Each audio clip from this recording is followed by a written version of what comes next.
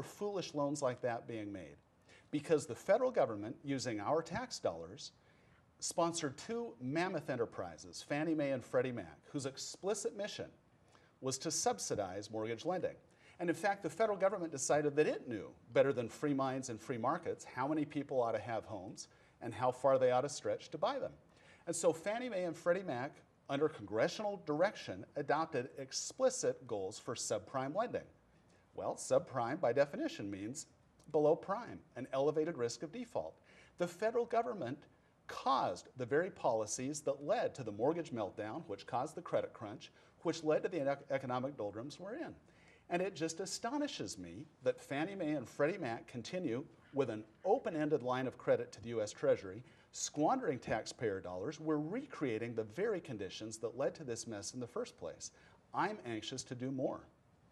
Now, there is talk at the Obama administrative level about reforms of Freddie Mae, Fannie Mac, or do I have that backwards? Fannie Mae, Freddie Mac. There is, as we know, that that company, which represents many, many mortgages in this country, is in bankruptcy. It's still bleeding money. There's a lot of different talk about ways to reform it. Democrats believe government should have a role in that process. Some Republicans are saying just let the free market take it. Where do you come out on that? What do you need to do to reform it? We've got a great case study right next door. Canada has no equivalent to Fannie Mae or Freddie Mac. There are no federally governmental sponsored enterprises stimulating housing demand in Canada, and yet their rate of home ownership is slightly higher than our own. Not coincidentally, Canada is the one country in the Western world that escaped the credit crunch and mortgage meltdown and economic catastrophe of the last few years. That's not coincidental. So let's learn from our neighbor to the north. Let's phase out Fannie Mae and Freddie Mac as quickly as possible and let people make their own decisions about what's most sensible for housing. So, Mr. McNerney, do we need these programs? Should those government-sponsored programs just be phased out, given all their financial problems? Well, there's certainly excesses, and Fannie Mae and Freddie Mac absolutely need to be reformed. That study is underway right now, and I'm very supportive of looking at how the financial crisis came about and Freddie and Fannie's participation or involvement in that crisis. And I think people should pay the price when they were involved in unscrupulous practices. All right, we're down to time for our last question. Mr. McNerney, the Nonpartisan Congressional Joint Committee on Taxation has recently concluded that the 3.8 million filers affected by the expiration of the Bush tax cuts, should they happen, would see an average increase of $532 in their taxes. That doesn't seem like a lot for folks who make more than $200,000 a year. Should those tax cuts expire? And why or why not? Well, thanks, Lisa. Again, taxes is a very important issue. Small businesses need help with taxes. Families need help with taxes. And the economy is very shaky. Any disruption in the economy should be avoided. And because of that, I definitely think we need to extend the Bush tax cuts. Your view on the Bush tax cuts? Keep them? Let them expire? Obviously, the 2001 and 2003 tax cuts should not only be extended, but should be made permanent. And my concern with the current Congress is we have just 4 months to go until they expire. Effective January 1st, every human being in the country who pays taxes is going to see a tax hike. Every one of the 6 income tax brackets is increasing. The dividend tax, the capital gains tax, the marriage penalty reappears with a vengeance. The child tax credit gets chopped in half. These are going to have catastrophic consequences for an economy that is already showing very troubling signs of entering a double-dip recession. Because unemployment hasn't persisted at levels this high for this long since the Great Depression, the worst thing we can do is leave this uncertainty out there with the threat of a mammoth tax hike looming in the very near future. Congress should have acted on this already. Well, we have just 1 minute left, so perhaps we can get in one more quick 30-second answer. Immigration reform, been unable to really move it in Congress. A couple of sentences. What do you think? Where do you think that's going to go? What would you support? Well, I don't have a 1 or 2 sentence answer, Lisa. The situation on the border is critical. I've been down there, and they're very well trained. We need more Border Patrol agents. We need a well-supervised federal guest worker program, for some of our agriculture in the district.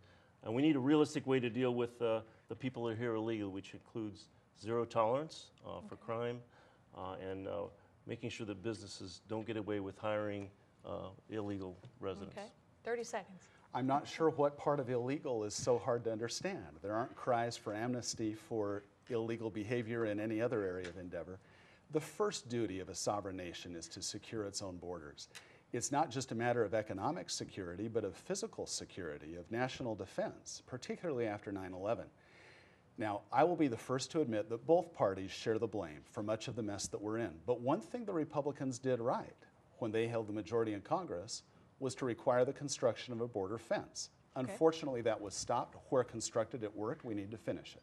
Great. Well, thank you, gentlemen, for your time. We are out of time for our roundtable discussion. We're going to move on to our closing statements. Each candidate will now have 2 minutes for a closing statement, and we will hear from the candidates in reverse order, starting with Republican nominee David Harbour. I have 4 very important reasons for caring what happens in Congress. Their names are Madison, Jonas, Ariel, and Benjamin. They're my children, and I love them with all my heart. Elaine and I have taught them to work before they play, to save before they spend, and they do. They're hard workers. They babysit. They take care of pets. They do yard work and odd jobs. They save their money that they've worked to earn, and they budget it. And yet they're deeply in debt anyway, every one of them, because every time we turn around, Congress is passing a new big spending program and pretending that they're doing us a favor.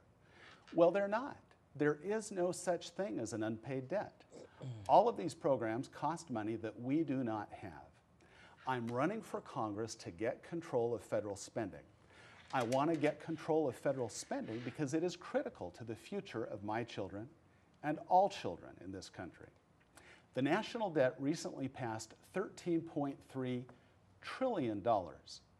Divide it equally among every man, woman, and child in the country, it comes to over $40,000 apiece. Unfortunately, the Obama-Pelosi agenda guarantees that it is going to more than double in less than 10 years, and that has real-life consequences. When my little 11-year-old daughter, Ariel, is finally old enough to vote, her share of the national debt that we ran up before she was old enough to do anything about it is going to be over $80,000. And over her working life, she can expect to have to pay, just in interest on that debt, over $250,000. $250,000 for our failure to live within our means. That is unconscionable. It is the opposite of the American dream. Instead of leaving our children a legacy of liberty and opportunity, we're living beyond our means and leaving the tab for them. I'm running for Congress to change that. Thank you. Thank you. And Mr. Jerry McNerney, Democratic, incumbent. Well, first of all, I want to thank you, Lisa, and all the sponsors for having this event, and all the viewers at home that are listening to inform themselves to make good decisions. My journey to Congress started after my son joined the service after the 9/11 attacks. He called me to let me know that there was no one running against the incumbent congressman and that people needed a choice. His dedication to service inspired me to run. But it's my experience before coming to Congress as a renewable energy engineer and as a small business owner that gives me the right perspective to represent this district. I've had to take out a second mortgage when I was a small business owner because there's extended periods of no income. And many people do this to send their kids to college and relate to that experience. I've had to put up with insurance companies with pre-existing conditions. And because of that, I'm able to make tough decisions and vote against special interests and vote for the interests of the people of our country. I'm very dedicated to our veterans. My own son is a veteran, and I've been all around the district and met many veterans who have dedicated themselves, have sacrificed so much, and then found that the nation let them down. For example, many veterans have to drive hours to get simple health care, and that's why I fought so hard to bring a veterans facility into our district, which will also create 900 jobs. It's also why I worked so hard to pass my traumatic brain injury bill that gives men and women coming out of combat an opportunity to be evaluated and treated if they have traumatic brain injury. So I've dedicated myself completely to my district. I come home every single weekend. I've had 60 Congress at Your Corner events, and I'm going to continue to work for veterans, to create jobs, and to serve my district. It's been an honor to serve, and I hope to continue. All right. Again, thank you, gentlemen, for both being here. That concludes our forum of candidates running for the 11th Congressional District. Once again, the candidates are Democratic incumbent Jerry McNerney and Republican nominee David Harmer. David Christensen, American Independent nominee, declined to participate in this forum. To view this broadcast online, visit ContraCostaTimes.com. I'm Lisa Vorderbruggen with the Contra Costa Times, and thanks for watching. Please remember to vote on November 2nd.